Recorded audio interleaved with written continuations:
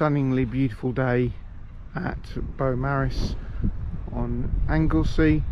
We've been working hard on a boat for our summer holiday, and there she is. You can see what I've described in a little bit. Our new Bulwark cap is done on this side. So after a week of working hard on the boat, we've taken a day off today.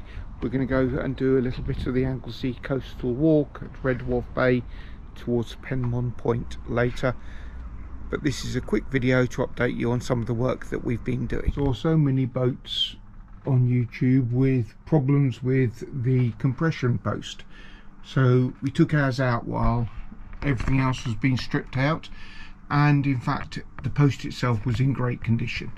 Our problem was that the plate on top of the compression post only had the bolts through the centre of the mast foot, and so around it where the other bolts were, it had compressed the core and damaged the GRP. So we had our compression post shortened by about 15mm. We glass fibered around this whole area and filled it with thickened epoxy to get a flat surface, to which we bonded a thin sheet of FR4 to give a really smooth surface.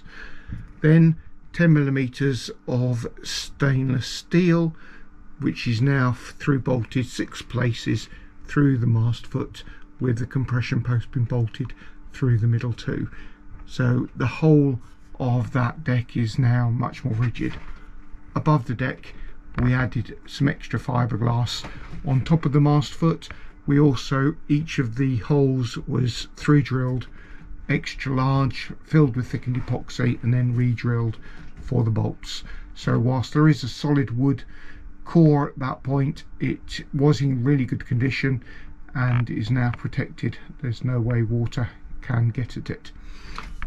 Right mess in here, but at the bottom we didn't have to do much work. The post sits on a thin sheet of timber directly on top of the encapsulated keel, and all we have done there is, because of shortening the post, we've put another extra piece of thin FR4 on top of the timber, which itself has been sealed with epoxy.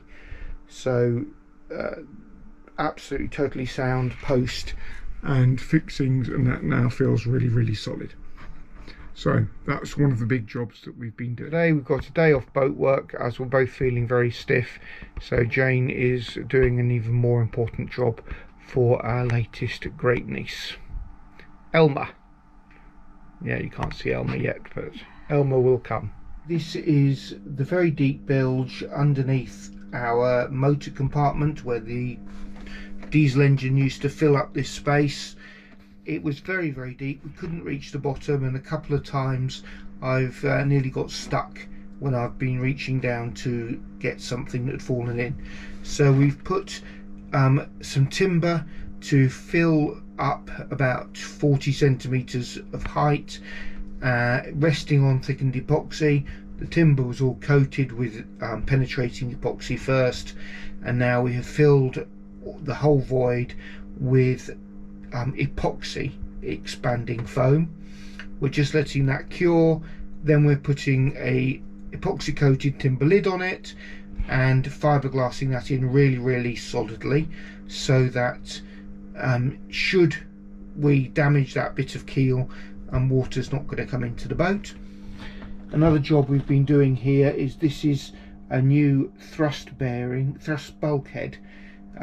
You can see we've got the bolts, and we've got our old propeller shaft, which is not going to be long enough in the future, so we're going to get a new one bolted to this. So we've been getting the alignment of that perfect. It's just held in with thickened epoxy at either side at the moment. We're going to double the thickness of the FR4, got another one to epoxy to that, tab all that in, and then this is the bulkhead that the Aquadrive thrust bearing and alignment bearing will go. So electric motor will go here, and then the drive out that way, and there's just enough space in there for the dripless seal that we will be fitting. Underneath where we've temporarily stored the vacuum cleaner, just there, we're going to fit our third and last through hull, which will be used for a saltwater intake, which we will have like a manifold on it, so it could be used for a water maker or a deck wash, or to the galley. So this, we're letting this cure for another 24 hours to be sure that that epoxy foam is ready. Then that'll all be glassed in.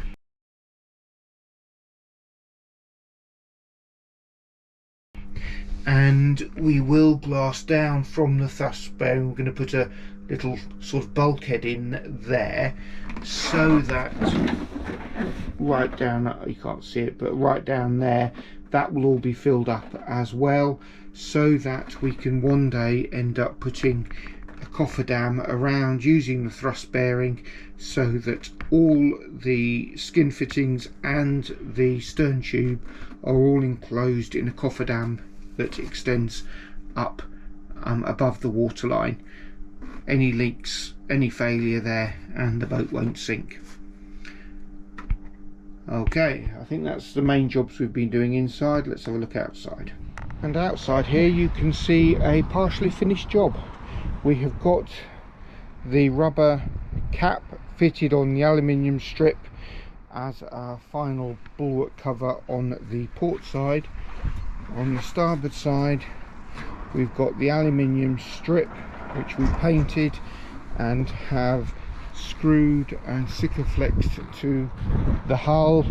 On this starboard side we're giving the sikaflex 10 days to be really sure it's fully cured, as we did for the other side. So here, this is obviously the rubber cap for the port side. It's we're told it's an escalator handle type thing. You can see it's a C-section, so it just hooks over the aluminium there. That's the aluminium, which is about 10mm wider than the bulwark. It does vary a little bit, but you can see this is clipped on, and we're ready to do the other side as soon as we're confident the sikaflex has fully cured and the stern is ready as well. That's only taken us nearly 4 years to do, because when we bought the boat, the old tow rail bulwark cap had already been removed, and the parts were here for this one, but they were never fitted.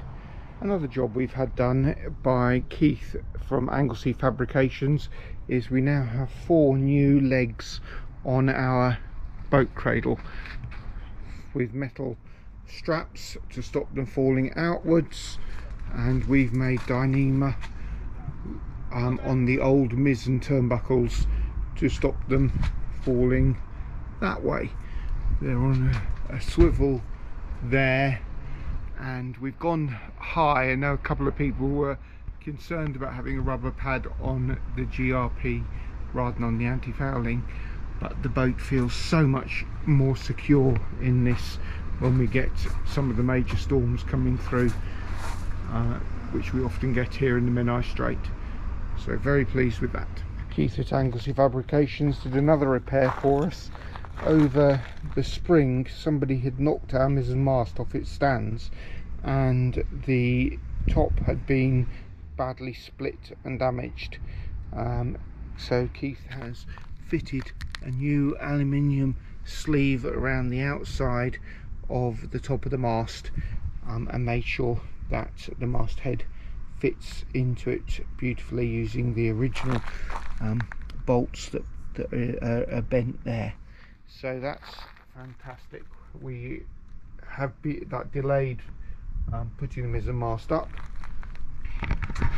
At home we have nearly finished making all the Dyneema rigging for the mizzen mast, but with the weather we ran out of time to stretch it, so we're not about to put the mizzen mast up at the moment, but it's getting close to being ready.